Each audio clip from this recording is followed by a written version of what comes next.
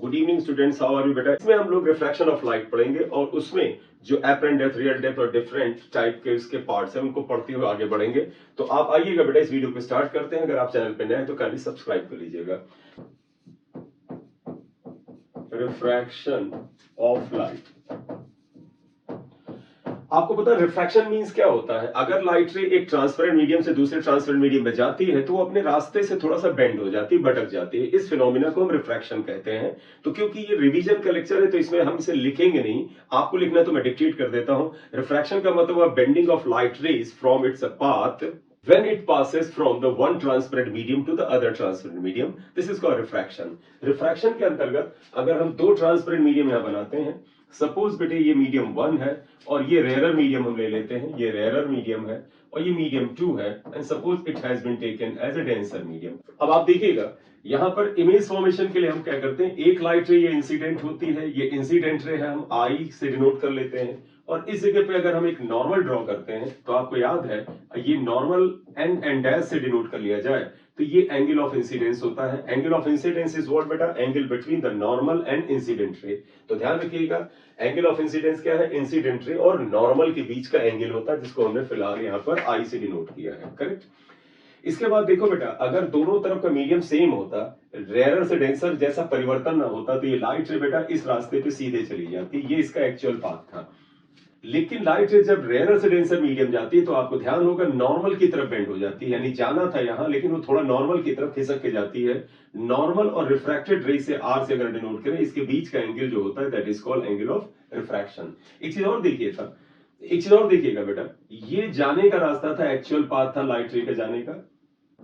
एक और चीज देखिएगा बेटा, ये लाइट रे का एक्चुअल पाथ था, लाइट को इस रास्ते पे जाना था लेकिन वो गई इस रास्ते पे, तो यानी कि जाना था इस रास्ते पर यहां से यहां तक, लेकिन गई इस जगह पे, यानी कि ये एंगल ऑफ डेविएशन हुआ। आप खुद ही चेक कर ले, जाना था इस रास्ते पे, जा रही है यहां से, इसका मतलब इतने एंगल से यहां पर डेविएट हो गई, इसलिए आप इसे एंगल ऑफ डेविएशन कहेंगे। तो delta is angle of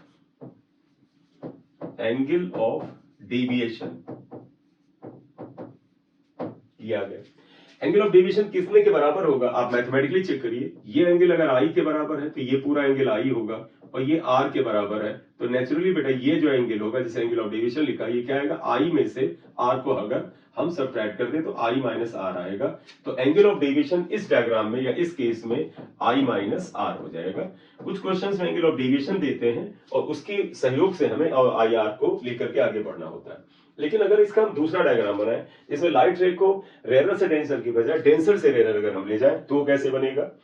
denser से रेयरर ले जाते हैं, ये डेंसर मीडियम ले लेते हैं और ये मीडियम रेयरर है, ये इंसिडेंट रे है, इसके ऊपर एक नॉर्मल आप दिखा दीजिए, suppose it is an dash. जब ये लाइट रे बेटा इस जगह पे गिरती है, इस इंसिडेंट रे, तो जिस एंगल पे आती है उसे एंगल ऑफ इंसिडेंस हम कहते हैं। जाना था लाइट रे को इस रास्ते पे अगर दोनों तरफ का मीडियम सेम होता, लेकिन आपको ध्यान होना चाहिए जब लाइट रे डेंसर से रेयरर मीडियम जाती है तो अवे फ्रॉम द नॉर्मल जाती है, यानी जाना था यहां लेकिन इस नॉर्मल से दूर भागेगी, यानी थोड़ा सा दूर चली जाएगी, ये रिफ्रैक्टेड रे चला जाएगा।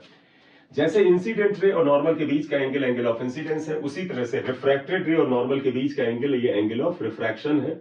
ये पूरा एंगल ऑफ रिफ्रैक्शन होगा यहां से यहां तक। अब आप देखिएगा लाइट रे को जाना इस रास्ते पे था लेकिन गई इधर है, तो ये एंगल ऑफ डेविएशन हो जाएगा, इसे हम डेल्टा से लिखेंगे। अगर आप फिर से ध्यान दें तो ये वाला जो एंगल है, आप देखिए ये एंगल अगर आई के बराबर है तो इसके वर्टिकली अपोजिट एंगल ये भी आई के बराबर है, और ये पूरा एंगल आर है। आर में से आई को अगर माइनस कर देंगे तो डेल्टा आएगा, तो delta equal to R minus I in this case. पिछले केस में आई माइनस आर था, अब इस केस में क्या आता है? आर माइनस आई आया। तो आप ये मोटे तौर पे ध्यान रख लें कि एंगल ऑफ इंसिडेंट और एंगल ऑफ रिफ्रैक्शन का अंतर होता है, डिफरेंस होता है। देखिए आर बड़ा था तो आर में से आई को हमने घटाया, और यहाँ आई बड़ा था तो आई में से आर घटाया। तो आप कह सकते हैं it is the difference of the angle of incidence and angle of refraction, whatever is greater उसमें से स्मॉलर आप घटाते हैं। तो यहां पर angle of deviation is equal to R minus I R, ये आ जाएगा। ठीक है, तो इतना नोट करिए। अभी हमने सिर्फ रिफ्रैक्शन के सिंपल नियम बताए हैं, अब हम बात करेंगे कि व्हाट इज स्नेल्स लॉ। अब बेटा स्नेल्स लॉ की बात करते हैं। What is Snell's law? Snell's law, अगर लाइट रे ट्रांसपेरेंट मीडियम से दूसरे ट्रांसपेरेंट मीडियम में जाती है तो sine of angle of incident और sine of angle of refraction constant होता है। तो स्नेल्स लॉ होता है sine i upon sine r is equal to constant, ये स्नेल्स लॉ है। ये जो कांस्टेंट होता है इसको हम refractive index of second medium with respect to first कहते हैं। अगर इसका हम एक डायग्राम अपने सपोर्ट के लिए बना ले, ये रेयर मीडियम अगर था और ये डेंसर मीडियम अगर है, तो इसमें लाइट रे जब फर्स्ट मीडियम, इसे फर्स्ट मीडियम लिया था, इसे सेकंड, ये जाती है तो आपको पता है ये एंगल ऑफ इंसिडेंस हुआ। और इसके बाद लाइट रे ऐसे जाती है, ये बेटा रास्ता था जाने का, ये एंगल ऑफ रिफ्रैक्शन हुआ। पहले मीडियम का रिफ्रैक्टिव इंडेक्स μ1 और दूसरे मीडियम का रिफ्रैक्टिव इंडेक्स μ2। 1 μ2 का मतलब हुआ 1 μ2 is equal to refractive index of, बेटा जो दाहिनी तरफ लिखा जाता है इस मीडियम का होता है of second medium with respect to first medium, first medium. तो जो दाहिनी तरफ होता है उसका रिफ्रैक्टिव इंडेक्स होता है और जो बाईं तरफ होता है उसका रेस्पेक्ट में होता है। वेयर बेटा 1 μ2 इज इक्वल टू μ2 बाई μ1 होता है। मतलब ये जो दाहिनी तरफ जो मीडियम होता है ये ऊपर आ जाता है और जो बाईं तरफ वो नीचे आ जाता है। इसमें μ2 को बोलते हैं absolute refractive index of second medium. Second medium का एब्सोल्यूट रिफ्रैक्टिव इंडेक्स है अपॉन μ1 को बोला जाता है absolute refractive index of the first medium. First medium का रिफ्रैक्टिव इंडेक्स होता है। तो थोड़ा ध्यान रखिएगा, राइट साइड में जो मीडियम है ये ऊपर आता है, लेफ्ट वाला नीचे चला जाता है, करेक्ट। तो ये यहां पर बात आई, तो हम इसका मतलब है इस फार्मूले को हम ऐसे लिख सकते हैं sin i upon sin r is equal to 1 μ2 can also be written as μ2 upon μ1। अब क्वेश्चन आया कि what is absolute refractive index. इस इक्वेशन को 1 से मेंशन कर लें, इसको 2 से। अब क्वेश्चन आया कि what is absolute refractive index. Absolute refractive index is always the refractive index of any medium with respect to air और वैक्यूम। तो एब्सोल्यूट रिफ्रैक्टिव इंडेक्स, ये थोड़ा रुक के बताते हैं बेटा, जब स्पीड ऑफ लाइट को इंट्रोड्यूस कर ले यहां तब बताते हैं, तो रुक जाइएगा थोड़ा सा। अब आप एक चीज और देखिएगा, आपको पता है कि what is the cause of refraction. Refraction का कॉज क्या है?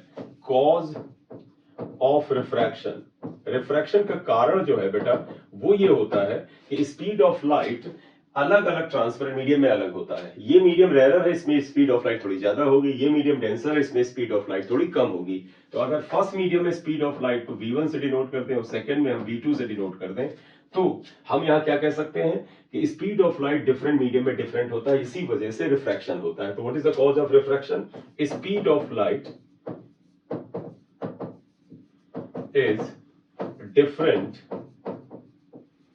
इन different transparent medium, different transparent medium या मीडिया, करेक्ट। अलग अलग ट्रांसपेरेंट मीडियम में स्पीड ऑफ लाइट अलग अलग होती है। अब आप देखिएगा एक चीज आपको यह भी ध्यान होना चाहिए कि अगर सेकेंड मीडियम में रिफ्रैक्टिव इंडेक्स μ2 है और स्पीड v2 है, तो फर्स्ट मीडियम में μ1 और v1 है, तो यहां पर हम एक चीज रखेंगे, अगेन स्नेल्स लॉ को हम ऐसे लिख सकते हैं, sin i upon sin r is equal to 1 μ2 is also equal to μ2 upon μ1 is equal to v1 by v2। आप ध्यान रखिएगा, रिफ्रैक्टिव इंडेक्स और स्पीड में बिल्कुल इनवर्स का रिश्ता है। कैसे? जिस मीडियम का रिफ्रैक्टिव इंडेक्स ज्यादा होता है, ज्यादा डेंस होता है, उसमें स्पीड ऑफ लाइट कम होती है। तो इसलिए इनवर्स के रिलेशन की वजह से यहां पर μ2 के सामने v1 आएगा और μ1 के सामने v2 आएगा। तो इस फार्मूले को अगर आप एक साथ लेकर के चलें, therefore you can say that μ2 upon μ1 is equal to v1 by v2 होता है। इसका मतलब μ1 v1 is equal to μ2 v2 आएगा, ये वैल्यू आ गई। तो μ1 v1 equal to μ2 v2 आया, करेक्ट। इससे ये भी पता चला कि μv is equal to constant आया, यानी रिफ्रैक्टिव इंडेक्स म्यू और स्पीड ऑफ लाइट में जो प्रोडक्ट है, यानी रिफ्रैक्टिव इंडेक्स म्यू और स्पीड ऑफ लाइट का प्रोडक्ट जो होता है वो कांस्टेंट होता है। इतना लिख लीजिए। हमारा रिलेशन अभी क्या बना था कि म्यू और v का जो प्रोडक्ट है वो कांस्टेंट आ गया, यानी μv इक्वल टू कांस्टेंट आ गया। ये वैल्यू हमने फाइंड आउट कर लिया, ये वैल्यू आई। इसका मतलब है mu is inversely proportional to v या v is inversely proportional to mu या v is inversely proportional to mu, but it means that velocity और mu में इनवर्स का रिलेशन है, graph will be rectangular hyperbola। अगर v बढ़ेगा तो mu घटेगा या mu घटेगा तो v बढ़ेगा, ये ग्राफ आ गया। अब आपको एक चीज और ध्यान होगी, बट v इक्वल टू बेटा f लैम्डा होता है, जहां पर f is frequency, f is frequency है, फ्रीक्वेंसी ऑफ व्हाट बेटा? Light wave. तो अगर इस स्थान पर हम रखें तो आप देखें म्यू इंटू वी की जगह एफ लैम्डा आप लिख सकते हैं इक्वल टू कांस्टेंट आएगा। ये कांस्टेंट आ गया। आपको ध्यान होगा, नहीं ध्यान हो तो हम चर्चा में भी अभी लाएंगे क्या कि रिफ्रैक्शन के फिनोमिना में बेटा जो होता है, रिफ्रैक्शन के फिनोमिना में फ्रीक्वेंसी चेंज नहीं होती। यानी जब लाइट रे एक मीडियम से दूसरे मीडियम में जाती है तो उसकी फ्रीक्वेंसी में कोई परिवर्तन रिफ्रैक्शन के दौरान या मीडियम में चेंज के दौरान नहीं होता है। तो क्योंकि एफ कांस्टेंट होता है, आप इसको कांस्टेंट अगर रखते हैं तो देयरफॉर आप लिख सकते हैं mu lambda equal to constant. और ये हमारे लिए काफी इंपॉर्टेंट आंसर है कि म्यू लैम्डा की वैल्यू कांस्टेंट होती है। इसलिए फार्मूला आप लिख सकते हैं बेटा mu one lambda one is equal to mu two lambda two. This can be written like this, correct. तो यहां पर आप देखिए दो इंपॉर्टेंट बातें आती हैं। पहला हुआ एक ये बात और एक ये बात, mu V equal to constant and mu lambda equal to constant आया। तो चलिए कॉज ऑफ रिफ्रैक्शन हमने पता कर लिया कि स्पीड ऑफ लाइट एक मीडियम से दूसरे मीडियम में बदलती है। और अगर आप देखें तो अब हमारे पास एक टर्म आया कि in the process of the refraction कौन कौन सी क्वांटिटीज बदलती हैं, कौन सी चीज नहीं बदलती हैं, या कौन सी क्वांटिटीज नहीं बदलती हैं। तो इन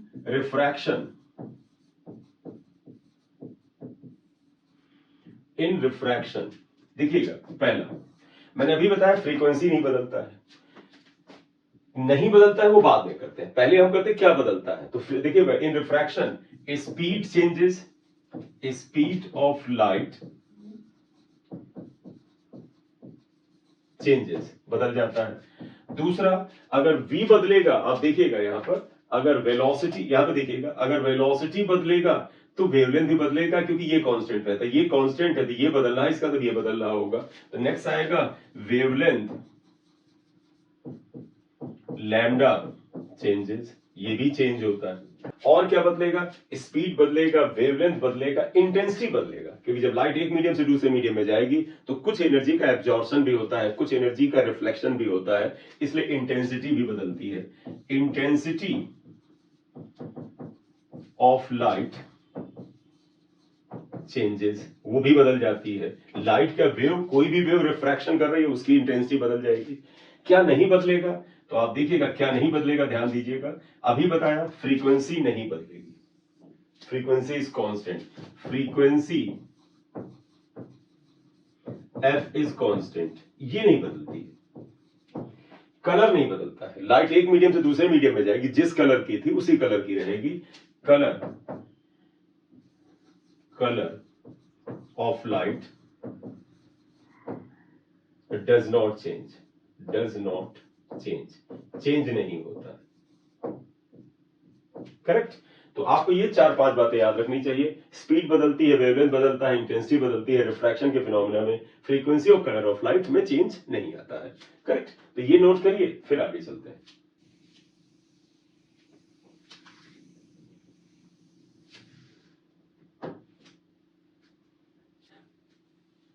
अब बेटा बात करेंगे प्रिंसिपल ऑफ रिवर्सिबिलिटी क्या होती है। प्रिंसिपल ऑफ रिवर्सिबिलिटी क्या है, देखिए जब लाइट रे एक मीडियम से दूसरे मीडियम में जाती है रिफ्रैक्शन होता है, हो सकता है लाइट रे फिर दूसरे मीडियम से तीसरे में जाए, तीसरे से चौथे में जाए, इवन इस दौरान उसके कई सारे रिफ्लेक्शन भी हो सकते हैं।